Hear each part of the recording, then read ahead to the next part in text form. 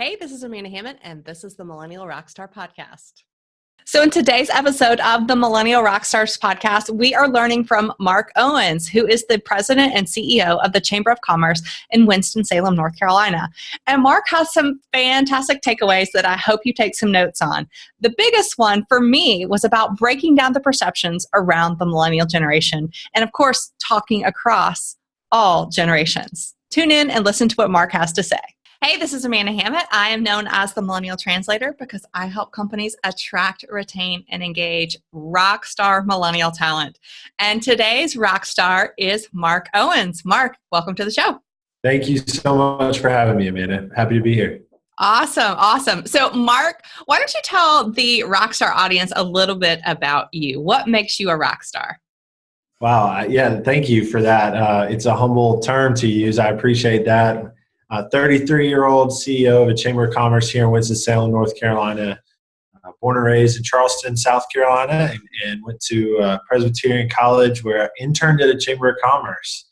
Never knew what that was until I interned there, and here I am, a little while after that, in the CEO role of my second chamber. So it opened a lot of doors and has been a great experience. So my wife and I have a 10-month-old.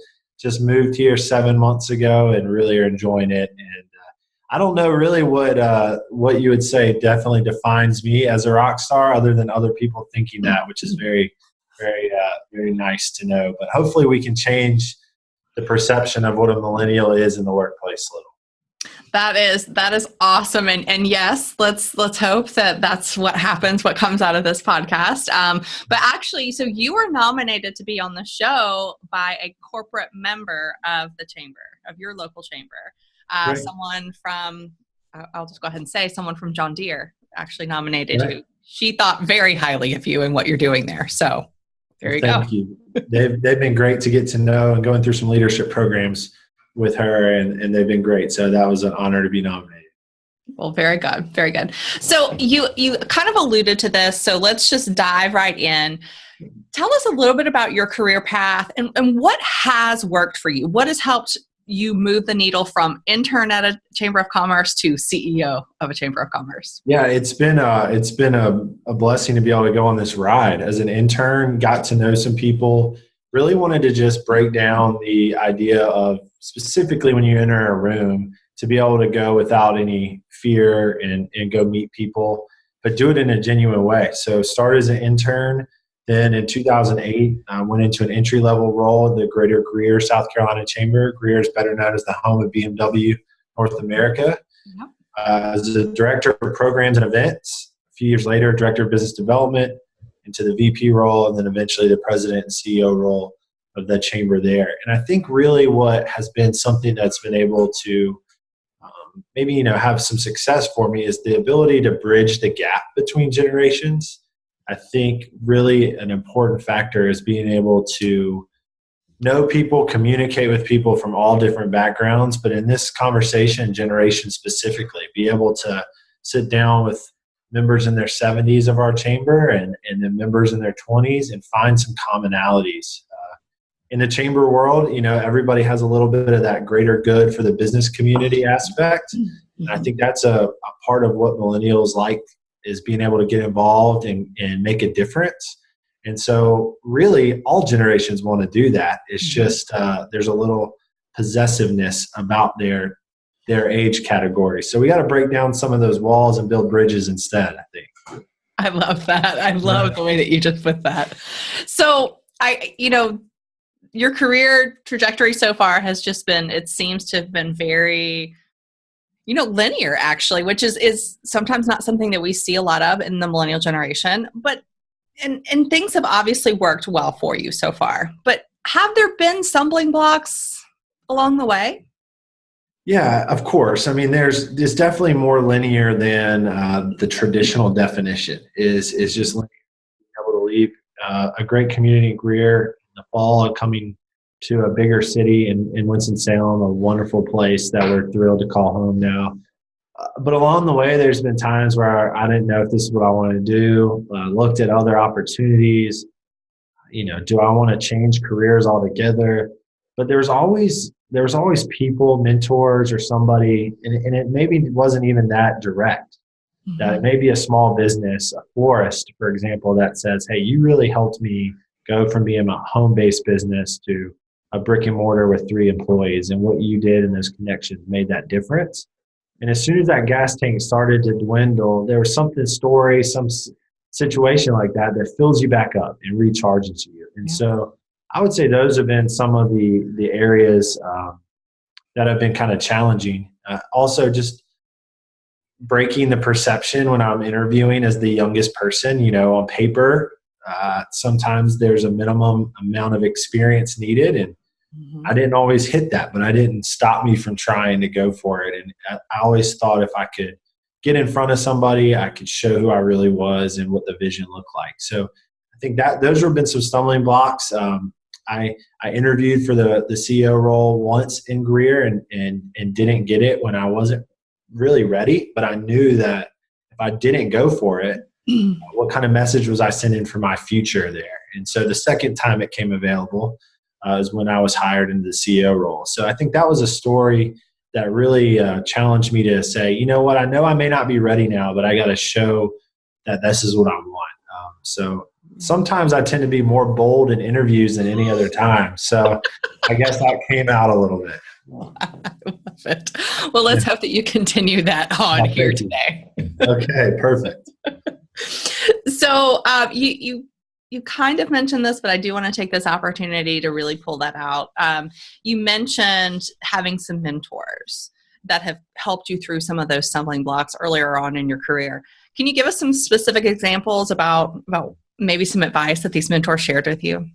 Yeah, well, there's one who has been, kind of that retired executive community leader, right? That brought me over to his house, out of an office setting, and just was playing pool and just having a conversation about, especially working with a lot of different kind of companies and in whatever business people are in, people want things out of you or expect things out of you. And he said what really stuck with me was, if you know what the person's interest is you're working with, you can read into what they're expecting as the outcome, and you can help manage that relationship better. And to know that not everybody wants the same thing or expects the same thing. So he really kind of taught me that to treat each interaction and each relationship a little differently and manage those expectations, to say, you don't have to be the same thing to everybody. Some people want you to do this, or some people would love for you to do this. And that was something that's really stuck to me. So every time I get to meet new companies or new people,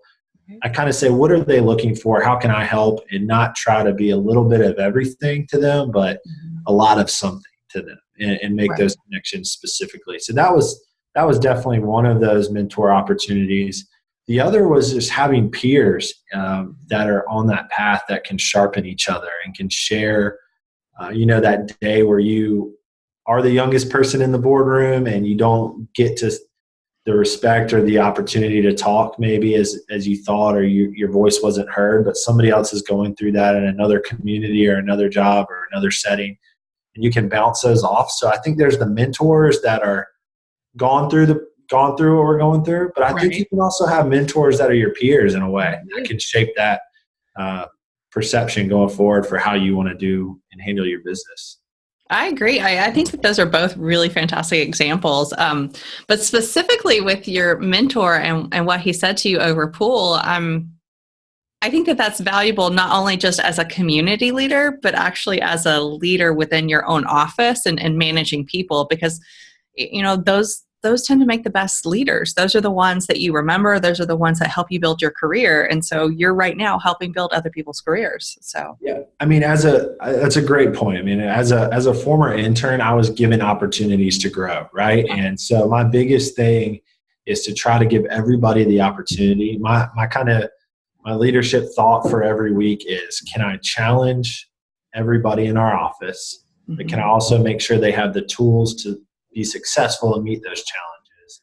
And the third is, will they feel fulfilled when they leave on Friday afternoon? If I'm not doing those three things, then I don't think I've been a good leader of the organization or our team. So everybody has a different motivation. It could be an extra Absolutely. paycheck. It could be an extra day off.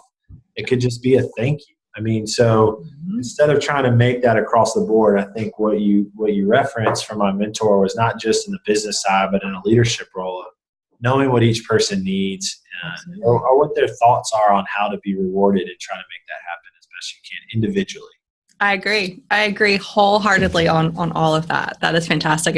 And what you have laid out for yourself every week for your team, I mean, that's a tall order. It really is. It really is. It is. I'm not successful every week, and that's okay. But it's good to be challenged. I think if you're not being challenged, then you're not reaching your full potential, and people want to be challenged. And so, but make those challenges unique to each individual so the expectations are the same. But it's really my job to make sure they are successful. And sometimes I'm successful at that, and sometimes it takes a couple weeks. So the fulfilling part is a little bit easier. We make sure each of our staff members have 2 hours a week to volunteer in the community wherever they'd like to. Our chamber is kind of really involved in reading to first and second graders to help get our grade level reading up in our community. So that's where most of our people spend their time. But some work for Habitat. But that's part of, I think, the overall concept of just being fulfilled. And millennials want to be involved in the community. And a lot of people, I think, feel that millennials aren't as committed, or they don't check in at 7 and check out at 6. But there's different needs and aspirations. So we try to give that opportunity to everybody. I love that. I love it. I love it. Especially the commitment to 2 hours a week. That is amazing.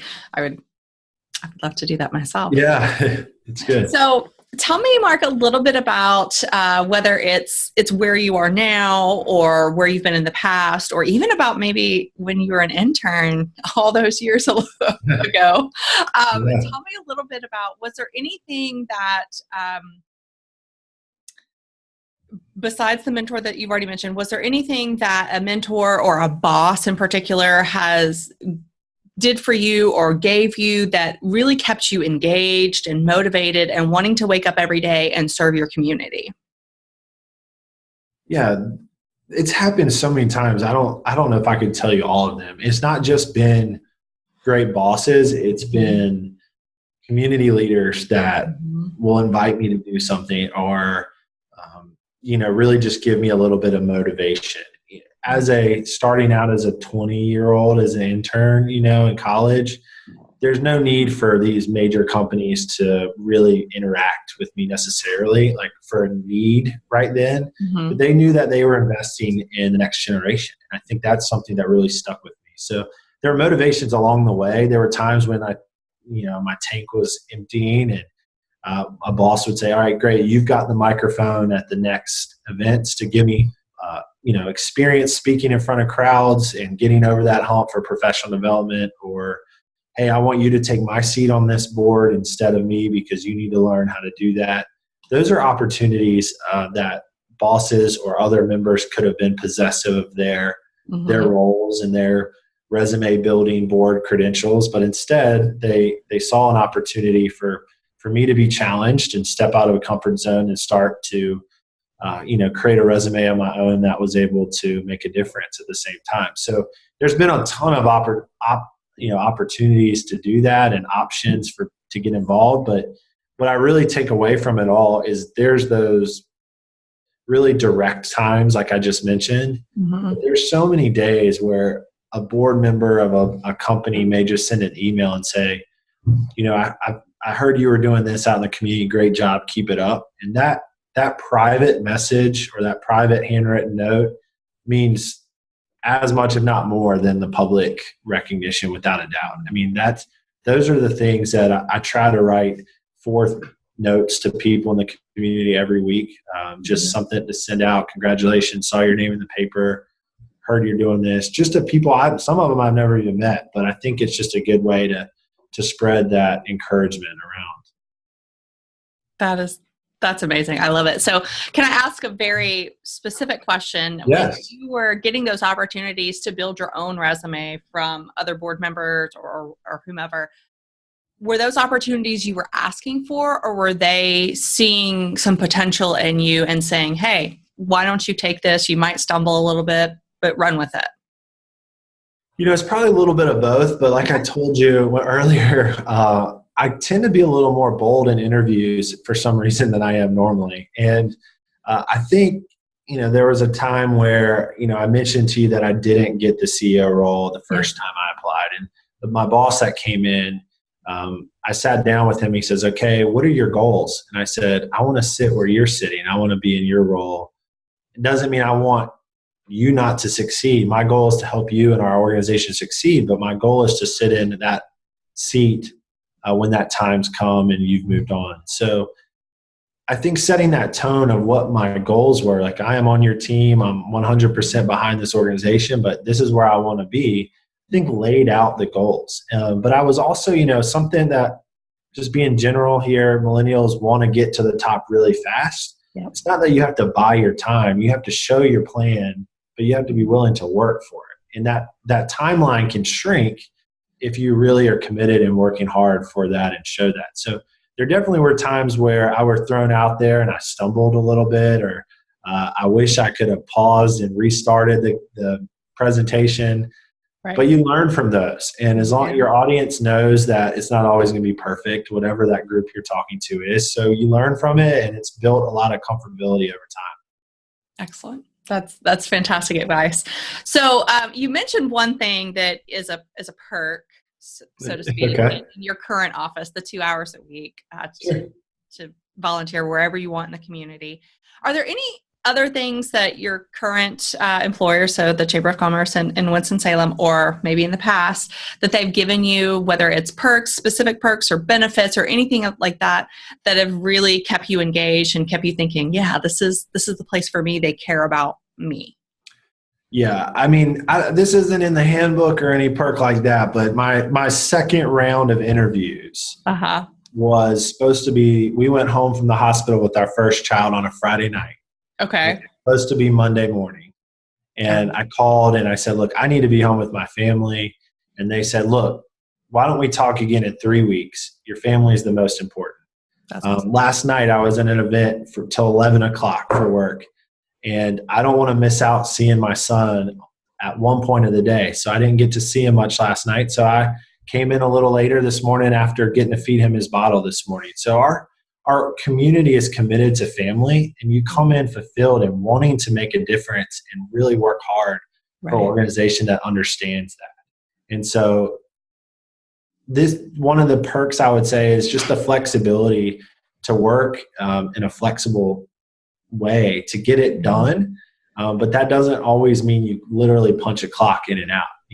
These days we can pop up a laptop or do it on your phone or iPad or whatever, anywhere we are. So I'm up with the little one at 6 a.m. doing emails, and then I take a break for a little while. So it's just, that's been really great. I think that's been something that keeps you engaged and doesn't make you feel like you're locked in, but you feel like you have the trust and the flexibility needed to be a great husband, father, and employee of the organization at the same time.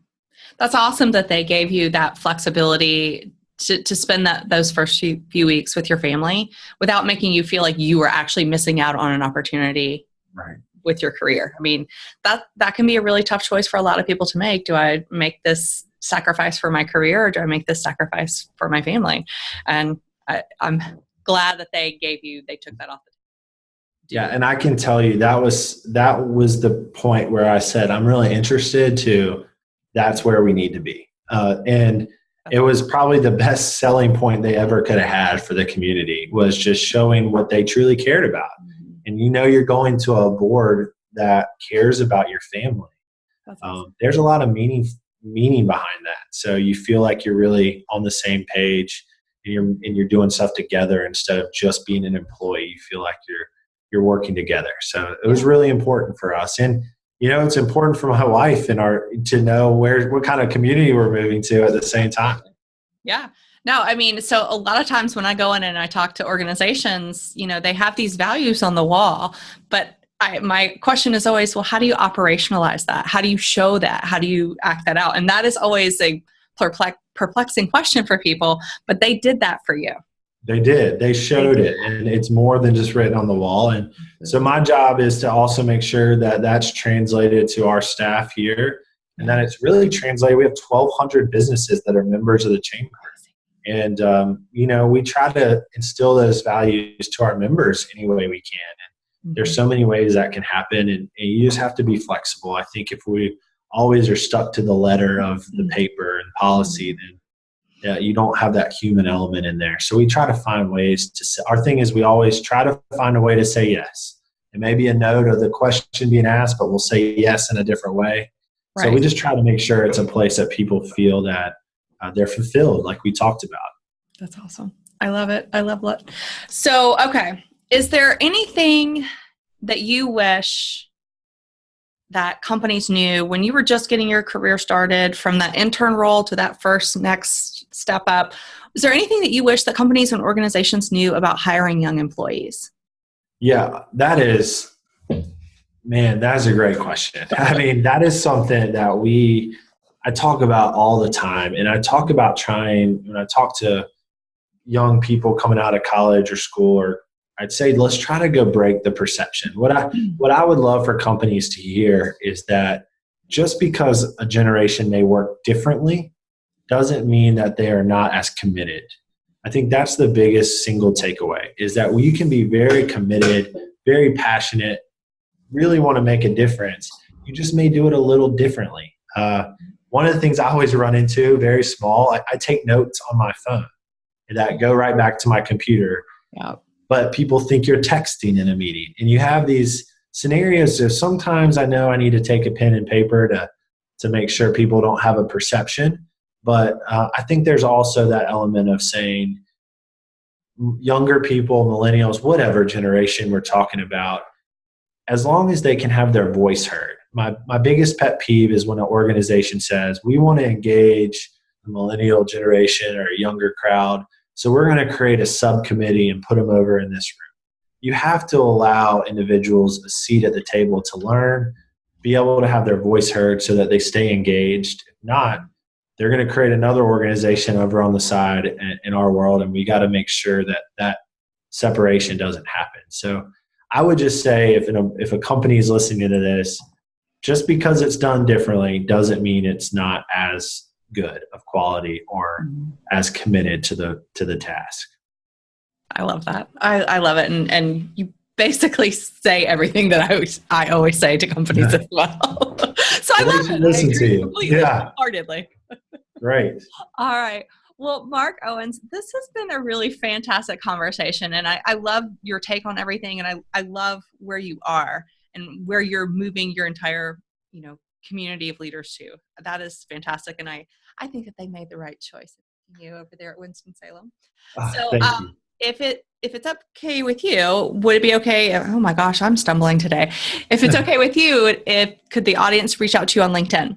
Yeah, absolutely. We'd love to connect on LinkedIn. Also, we do some Twitter stuff as well. So I'd love to have either of those platforms. Would be great to connect. One thing that I know is I always have people making connections for me and giving me time when I was an intern or whatever. So that is a big passion of mine, is finding ways to connect and give back.